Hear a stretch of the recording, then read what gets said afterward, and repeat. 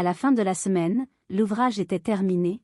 Caroline, escortée de Gribouille, qui portait le paquet, alla le remettre à Madame Delmy. Le premier visage qu'ils aperçurent fut celui de Mademoiselle Rose. Elle leur adressa la parole d'un ton sec et impertinent. « Que voulez-vous? Que demandez-vous? Madame Delmy ne se charge plus de nouveaux pauvres, elle en a assez sans vous. » Caroline, avec douceur.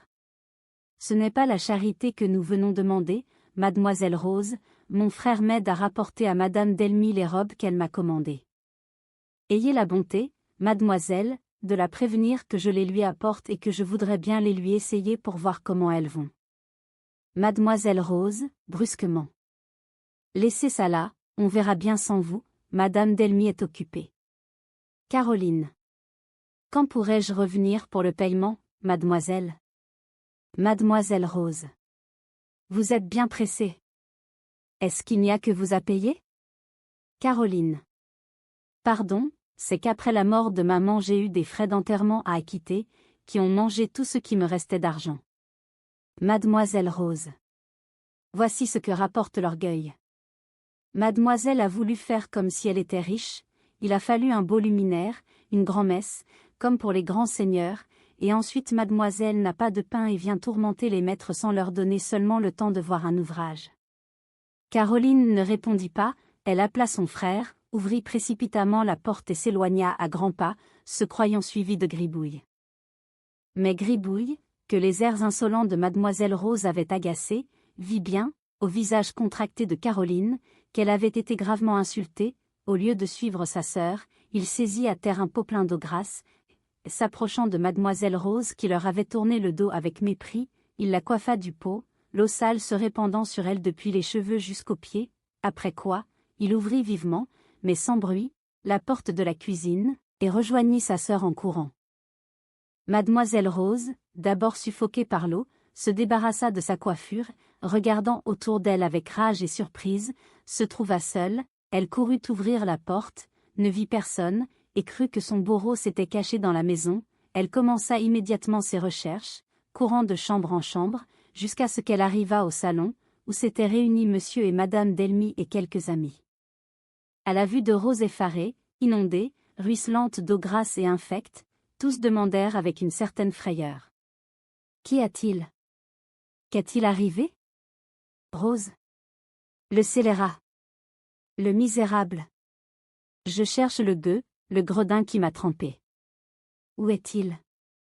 L'avez-vous vu? Qu'est-il devenu? J'ai cherché partout. Monsieur Delmy. Vous êtes folle, Rose. Comment vous êtes-vous mise dans cet état? De quel scélérat parlez-vous? Rose. Le scélérat qui m'a coiffée. Si je le trouve, je lui casserai les dents. Je lui ferai prendre un bain dans la marmite. Monsieur Delmy. Taisez-vous. En voilà assez. Sortez et allez changer de vêtements, vous salissez mes meubles et mon parquet. Rose, qui commençait à reprendre son sang-froid, vit à l'air sec de monsieur Delmy qu'il était sérieusement mécontent, ne comprenant rien à cette incartade qu'elle avait fort mal expliquée. Elle se retira donc sans mot dire, alla se débarbouiller et changer de vêtements, et resta d'autant plus irritée qu'elle ne savait à qui attribuer son accident. Elle en soupçonna Gribouille un instant.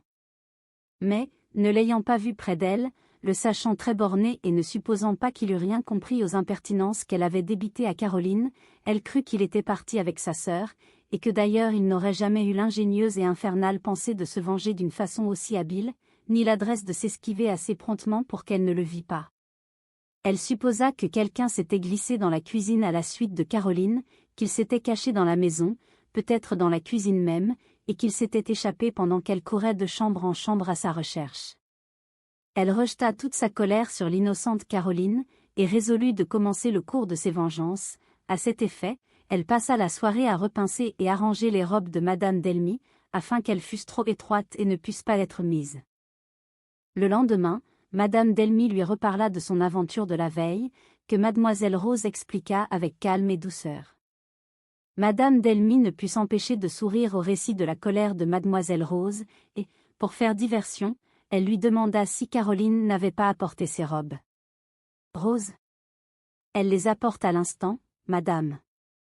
Si madame veut, je vais les lui monter. Madame Delmy. Oui, apportez-les, je veux les essayer, quoique avec Caroline ce soit une précaution inutile, elles vont toujours à merveille. Mademoiselle Rose sourit méchamment en répondant. Oh! Quant à cela, madame a raison. C'est une ouvrière incomparable. Quand les robes furent montées, madame Delmy en essaya une, les manches n'entraient pas, l'entournure était étroite. Madame Delmy. Rose, mais voyez donc, je ne peux pas passer le bras dans la manche, elle est trop étroite. Rose. Madame croit? C'est peut-être l'étoffe qui ne prête pas. Si madame tirait un peu. Madame Delmy. Je tire tant que je peux, ça ne passe pas. Je ferais craquer la couture si je tirais plus fort. Rose. C'est pourtant vrai. Madame a raison. Comment ça se fait-il? Caroline qui travaille si bien, qui n'a jamais manqué une robe à madame. Madame Delmy. Donnez-moi l'autre, que je l'essaie. Pourvu qu'elle aille bien. Rose. Madame pense bien que si Caroline a manqué une robe, elle ne peut pas en avoir manqué deux. Madame Delmy essaya sa robe. Madame Delmy. À la bonne heure. Les manches entrent bien à celle-ci. Ah! Mon Dieu! Le corsage ne joint pas par devant. Impossible de le boutonner. Rose. C'est-il drôle que Caroline se soit trompée de mesure? Est-ce que, par hasard, ce ne serait pas elle qui les faisait avant? Madame Delmy. Comment, pas elle? Qui voulez-vous qui les lui fasse? Rose. On m'avait déjà dit que c'était sa mère qui taillait et bâtissait les robes, et que Caroline ne faisait que les coudre. J'avais toujours traité ces propos de mensonges, mais, d'après ce qui arrive aux robes de madame, je croirais assez qu'on a dit vrai. Madame Delmy. Pourquoi ne m'avez-vous pas averti? Je n'aurais donné à faire qu'une seule robe, pour voir ce qui en était. Je parie que les autres ne vont pas aller non plus. Ce sera bien votre faute, Rose, je ne suis pas contente du tout de votre sotte réserve. Rose. Madame sait qu'on dit tant de choses qui ne sont pas vraies. Si on croyait tout ce qui se dit, et qu'on alla le répéter partout, on ferait du tort à de bien braves gens qui ont besoin de gagner leur vie.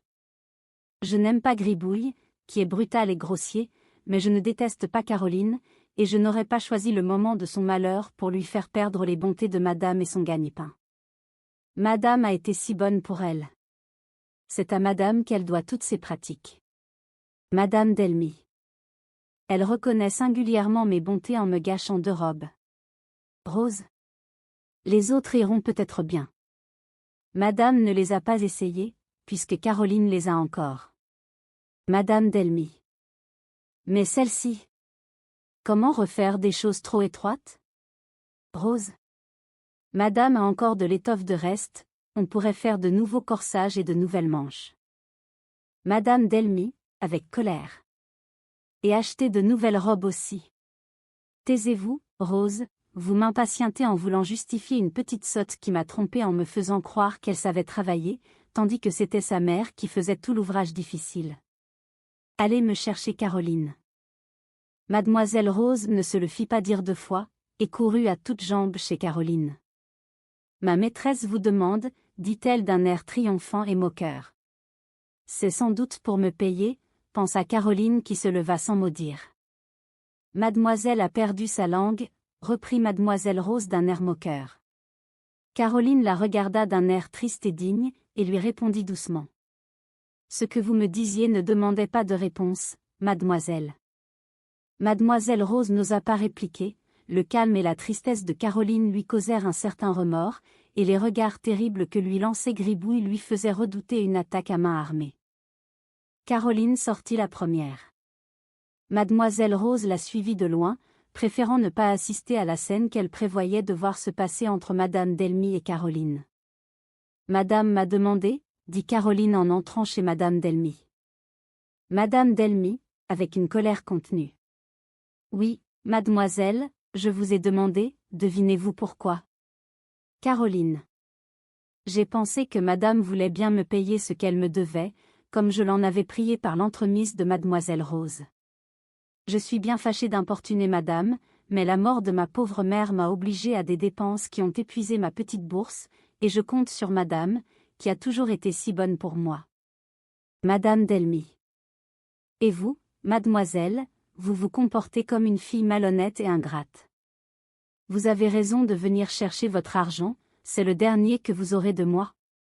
Tenez, voici les 60 francs que je vous devais avant ces dernières robes, que je ne vous payerai certainement pas, et je vous prie de me rapporter celles qui sont restées à faire. Caroline écoutait madame Delmy avec une surprise toujours croissante. Elle restait muette et interdite, cherchant à expliquer ce qui pouvait avoir causé le mécontentement de madame Delmy. Les 60 francs étaient étalés sur la table sans qu'elle eût fait un mouvement pour les prendre ni pour parler. Madame Delmy leva les yeux et fut touchée de l'expression douloureuse qui se répandait sur le visage de la pauvre fille. « Prenez votre argent, reprit-elle avec plus de douceur, je ne dis pas que je ne vous payerai jamais la façon de vos 4 dernières robes, mais il faut pour cela que vous me les arrangiez, car je ne peux pas les mettre telles qu'elles sont. Parlez donc, Caroline ? Vous restez comme une statue sans dire mot. Caroline. Pardon, madame, c'est que, je suis si étonnée, je ne comprends pas ce que madame me reproche. Comment, en quoi ai-je pu mécontenter madame ? Madame Delmy. En vous faisant passer pour ce que vous n'étiez pas, et en continuant à recevoir mes commandes après la mort de votre mère. La surprise de Caroline redoubla. Caroline. Mais, madame m'a elle-même apporté ses robes à faire. Depuis la mort de maman, j'ai plus que jamais besoin de travailler. Je ne comprends pas davantage ce que madame me reproche. Je vous reproche de m'avoir gâché mes robes, qui vont horriblement, s'écria madame Delmy avec impatience, et de ne m'avoir pas prévenu que c'était votre mère qui les taillait et bâtissait, et que vous ne savez que coudre l'ouvrage déjà préparé.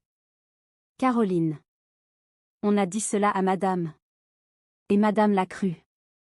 Et depuis 3 ans que madame me connaît, elle a pu croire à cette calomnie. Je ne demande pas à madame de qui elle la tient, je ne le devine que trop, mais tout ce que je puis dire, c'est que jamais ma mère n'a touché à mon ouvrage, qu'elle n'avait pas la force de tenir des ciseaux, et que l'ouvrage que j'ai livré à madame, et dont elle a été contente, était de moi et de moi seule. Madame pense bien que je ne réclamerai pas l'argent qu'elle me refuse et que j'avais pourtant bien gagné.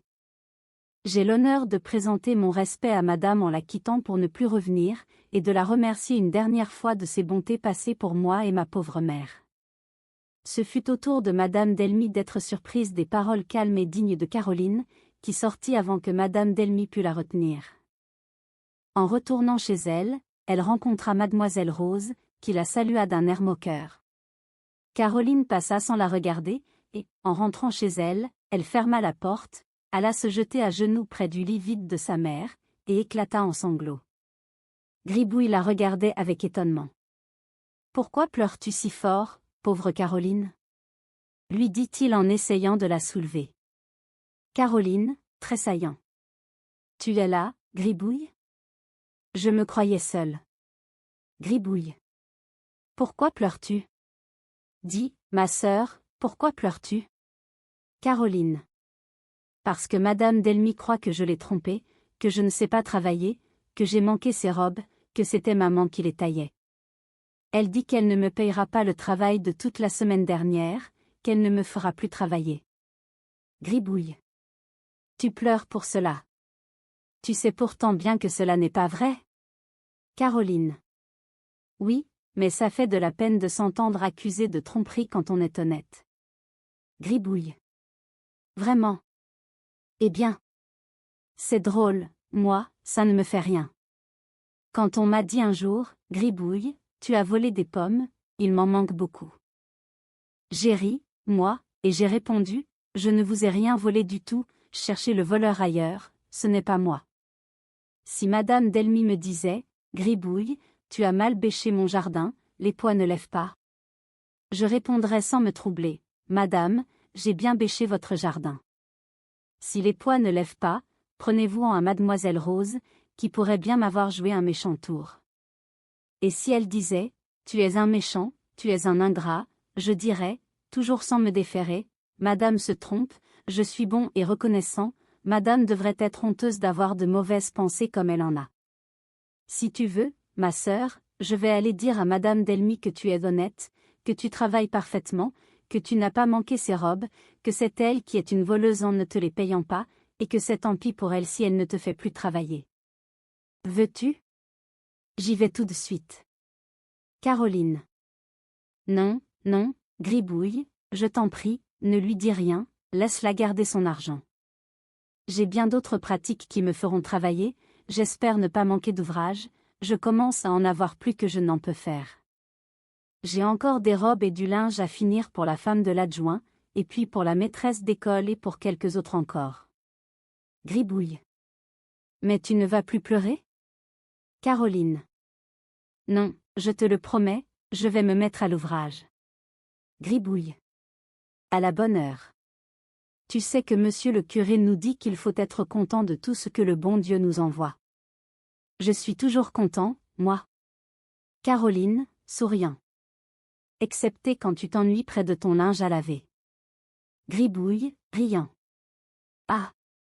Oui, c'est vrai.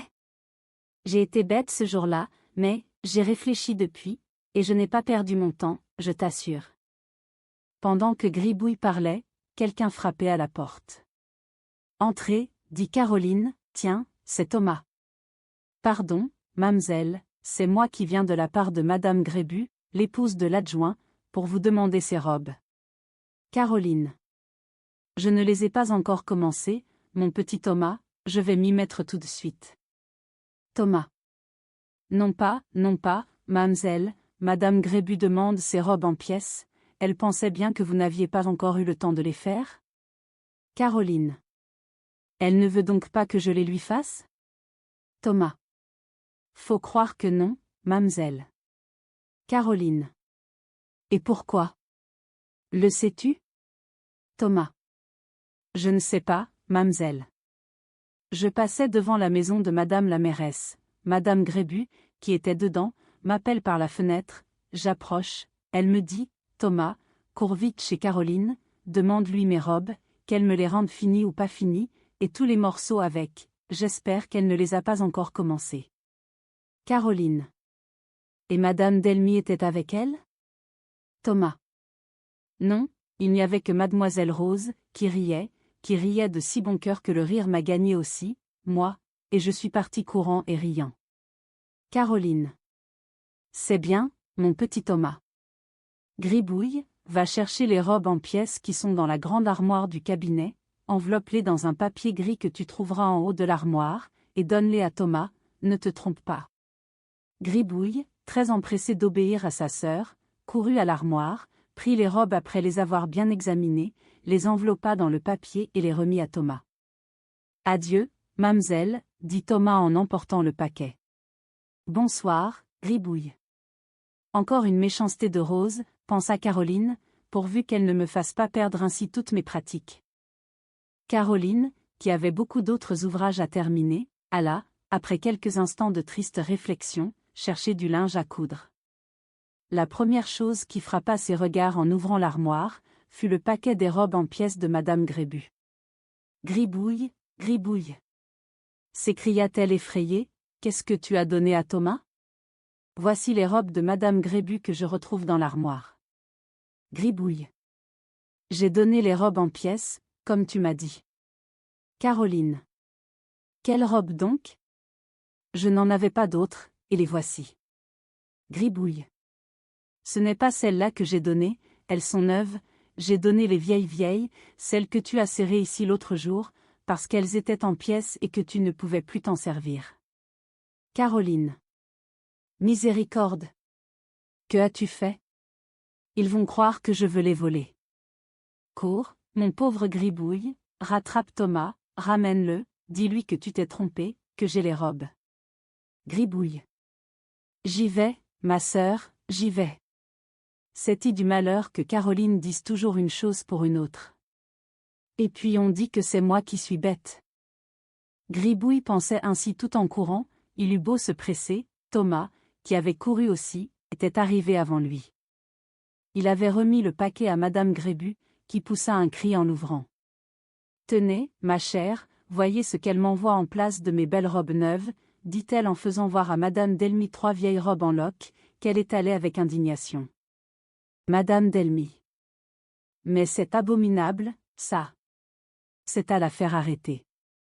Monsieur Delmy, continua-t-elle, venez donc par ici, dépêchez-vous, c'est pressé. Qu'y a-t-il, dit Monsieur Delmy en sortant de son cabinet de travail. Madame Grébu. Il y a, monsieur, qu'il faut faire arrêter Caroline Thibault comme voleuse, elle a gardé 2 robes en pièces que je lui avais donné à faire, et voilà ce qu'elle m'envoie en place. Le maire. Pas possible. Il y a quelque méprise là-dessous. Madame Grébu. Quelle méprise voulez-vous qu'il y ait? Je lui demande mes robes, elle m'envoie ce que vous voyez. C'est par trop fort en vérité. Monsieur Delmy. C'est, précisément parce que c'est trop fort, que je dis et maintiens qu'on s'est trompé, qu'il y a erreur. Madame Delmy. Vous êtes toujours comme ça, Monsieur Delmy, vous n'écoutez personne, vous ne croyez personne, il semblerait qu'il n'y ait que vous de sensé dans le monde. Moi, je dis qu'il y a vol et je vous somme, comme maire, au nom de mon amie Madame l'adjointe, de faire arrêter la voleuse. Monsieur Delmy sourit en levant les épaules. Au moment où il allait répondre, Gribouille entra précipitamment dans la chambre, suivi ou plutôt saisi par Mademoiselle Rose, qui le retenait, de toutes ses forces et dont il cherchait à se débarrasser à coups de pied et à coups de poing. Les 2 femmes poussèrent un cri suivi de plusieurs autres. À l'assassin! Criait-elle, à l'assassin! C'est le frère de la voleuse. Il égorge Rose. Au secours! Taisez-vous donc! Cria d'un ton impérieux Monsieur Delmy, vous allez ameuter toute la ville. C'est ce que nous voulons, puisque vous n'avez pas le courage d'arrêter les coupables, riposta Madame Delmy. Monsieur Delmy. Silence. Rose, lâchez Gribouille, laissez-le parler. Que veux-tu, mon garçon? Gribouille. C'est ma sœur qui m'envoie, monsieur le maire, pour vous dire qu'elle s'est mal expliquée, comme elle en a l'habitude avec moi, elle m'a dit, va chercher dans l'armoire les robes en pièces de Madame Grébu. Moi, je comprends que les robes en pièces sont des robes en pièces, en morceaux, n'est-ce pas, monsieur le maire? Continue, Gribouille, dit le maire en souriant, car il commençait à comprendre. Gribouille. Je prends les robes les plus déchirées, les plus en pièces, comme elle l'avait dit elle-même, je les enveloppe dans le papier gris, comme elle me l'avait dit, et je les donne à Thomas, toujours comme elle me l'avait dit. Mais voilà qu'après être restée un moment, tout comme une statue, sans bouger, sans sourire, toute pâle, elle va à l'armoire et crie, « Ah! Mon Dieu! Gribouille! Miséricorde! Les robes! Les voilà! Les voici! Cours vite! Elles diront! Elles croiront! Dis que tu t'es trompé! Que j'ai les robes! Et je ne sais quoi encore de voleuse, de Thomas, de le rattraper. Et alors, monsieur le maire, j'ai couru, mais Thomas avait couru plus vite que moi. Et puis ne voilà-t-il pas que Mademoiselle Rose me barre le passage? Tu n'entreras pas, me dit-elle.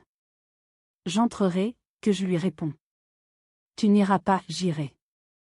Bref, elle me saisit par ma veste, je lui lance un coup de pied, elle m'assène un coup de poing, et fameux, encore.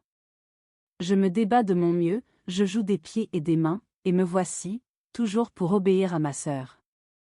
Le maire, que le récit de Gribouille avait beaucoup amusé, se tourna vers les dames. Vous voyez. Qui avait raison de nous deux? Ensuite, se tournant vers Rose, qui était restée à la porte, rouge et haletante. Rose, si jamais vous recommencez ce que vous avez fait aujourd'hui, vous quitterez mon service immédiatement.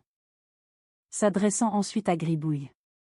Prends ton paquet de robes, mon pauvre garçon, et dis à ta sœur qu'elle ne s'afflige pas, qu'elle renvoie à Madame Grébu ce qui lui appartient, et que, si elle a besoin de moi, je suis prêt à lui rendre service.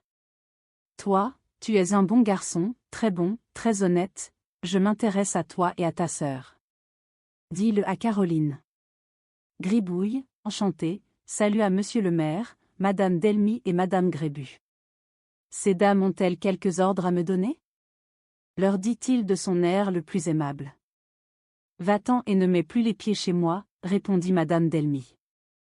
Gribouille la regarda d'un air étonné, ne répondit pas et sortit en adressant un dernier salut au maire. Qu'avez-vous donc contre ce pauvre Gribouille, dit monsieur Delmy en souriant. Madame Delmy, avec humeur. J'ai ce que j'ai, cela ne vous regarde pas, il ne vaut pas mieux que sa sœur. Monsieur Delmy. Je croyais sa sœur une de vos grandes favorites, c'est à elle que vous donnez à faire toutes vos robes. Madame Delmy. Je donnais, je ne donne plus. Monsieur Delmy. Pourquoi cela? Est-ce parce qu'elle a perdu sa mère et qu'elle a plus besoin que jamais de gagner son pain? Madame Delmy. Parce qu'elle m'a si bien manqué mes dernières robes, que je ne peux pas les porter. Monsieur Delmy. Je croyais qu'elle travaillait bien. Madame Delmy. Oui, tant que sa mère a vécu, parce que c'était sa mère qui taillait et préparait l'ouvrage. Monsieur Delmy. Qui est-ce qui vous a dit cela? Madame Delmy. C'est Rose. Monsieur Delmy. Ah. Ah. C'est Rose. Et comment l'a-t-elle su? Madame Delmy. Elle l'a su, parce qu'on le lui avait dit, elle l'a cru parce qu'elle a vu mes robes allant horriblement. Monsieur Delmy. Qui est-ce qui vous a apporté vos robes à essayer? Madame Delmy. C'est Rose. Monsieur Delmy. Depuis quand les avait-elle? Madame Delmy. Depuis 5 minutes. Monsieur Delmy. Ah. Alors c'est différent. Madame Delmy. Différent. Quoi, différent? Qu'est-ce que vous pensez? Monsieur Delmy. Je croyais, si elle les avait eus de la veille, qu'elle les aurait retaillés, retravaillés, par méchanceté contre Caroline, qu'elle déteste. Madame Delmy. Qu'elle déteste? Mais, au contraire, elle l'aime assez, elle me le disait encore ce matin. Monsieur Delmy. Pendant qu'elle perdait Caroline dans votre esprit. Mes rapports de police me font savoir positivement qu'elle la déteste et que c'est une mauvaise femme. Êtes-vous bien sûr que les robes n'avaient pas été apportées de la veille? Madame Delmy. Elle me l'a dit, je n'ai pas pris d'autres informations, comme vous pensez. Monsieur Delmy ne dit plus rien, et, saluant Madame Grébu, il rentra dans son cabinet. Ces dames, restées seules, se regardèrent. Qu'en pensez-vous? Dit enfin Madame Grébu. Madame Delmy. Je n'en sais rien, je ne sais que croire.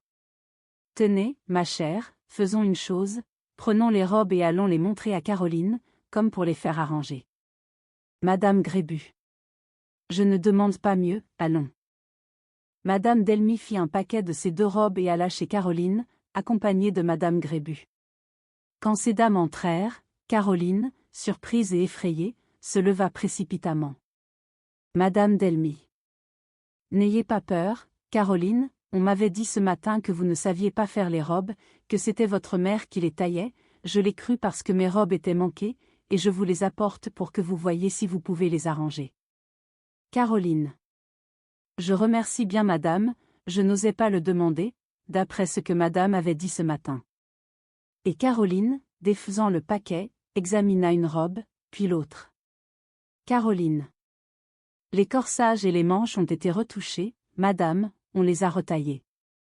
Madame Delmy. C'est impossible. Je les ai essayés 5 minutes après que vous les avez apportés. Caroline parut surprise. Caroline. Madame me permettra-t-elle de lui demander, quand elle les a essayés? Madame Delmy. Ce matin, à 10 heures. Caroline. Je les ai apportés hier, avant 4 heures de l'après-midi. Madame Delmy. J'y étais, pourquoi ne me les avez-vous pas montés? Caroline. Mademoiselle Rose n'a pas voulu, elle nous a dit que madame était occupée. C'est très singulier, dit Madame Delmy. Caroline. Madame veut-elle voir? Voici des points d'effet, voilà des morceaux d'étoffe coupés. Que madame voit comme c'est mal cousu, madame sait que je n'ai pas l'habitude de livrer de l'ouvrage mal fait. Madame Delmy. C'est vrai. Votre ouvrage est toujours propre et fait avec soin. Caroline. Si madame veut me laisser ces robes, je tâcherai de les arranger, en y mettant des morceaux du mieux qu'il me sera possible. Seulement je prierai madame de venir les essayer ici. Bien, très bien dit madame Delmy en souriant, je devine ce que vous craignez. Gribouille, est-ce que Rose aime ta sœur? Gribouille. Non, madame, elle la déteste. Madame Delmy. Pourquoi cela, et depuis quand? Gribouille raconta à madame Delmy l'aventure de la robe, la colère de mademoiselle Rose, ses menaces au sujet des robes faites par Caroline. Madame Delmy, surprise, écoutait, tantôt riant des naïvetés de Gribouille, tantôt indignée de la méchanceté de Rose. Madame Delmy. J'aurai soin que ces mauvais procédés ne recommencent pas, ma pauvre Caroline, mademoiselle Rose aura son paquet à mon retour. Gribouille. Madame veut-elle que je le lui porte? Madame Delmy, riant. Non, non, Gribouille, le paquet que je veux lui donner sera une bonne gronderie et un avertissement de chercher une autre maison que la mienne pour exercer ses méchancetés. Madame Delmy dit adieu à Caroline et à Gribouille, et sortit pour retourner chez elle, accompagnée de madame Grébus, qui n'avait pas dit une parole. Madame Delmy. Je m'étonne, ma chère, que vous n'ayez pas parlé, je croyais que vous alliez dire à Caroline de faire vos robes. Madame Grébus. J'aime mieux attendre que les vôtres soient arrangées, pour me bien convaincre que c'est vraiment elle qui les fait. Madame Delmy. Comment? Vous croyez encore ce que nous a dit cette méchante Rose? Madame Grébus. Pas tout à fait, mais un peu, j'ai besoin d'une preuve, et vos robes en seront une. Ces dames rentrèrent, Rose était sortie. Peu de temps après, madame Delmy reçut la visite de plusieurs amies, qui toutes venaient la consulter sur ce qu'elle devait faire au sujet de Caroline, qui avait abîmé les robes de madame Delmy, et qui devait les manquer toutes, ne sachant pas les tailler. De qui tenez-vous ce mensonge? Demandait madame Delmy. De Rose, répondaient toutes ces dames. Madame Delmy justifiait Caroline, et défaisait ainsi le mal qu'aurait voulu lui faire son ennemi.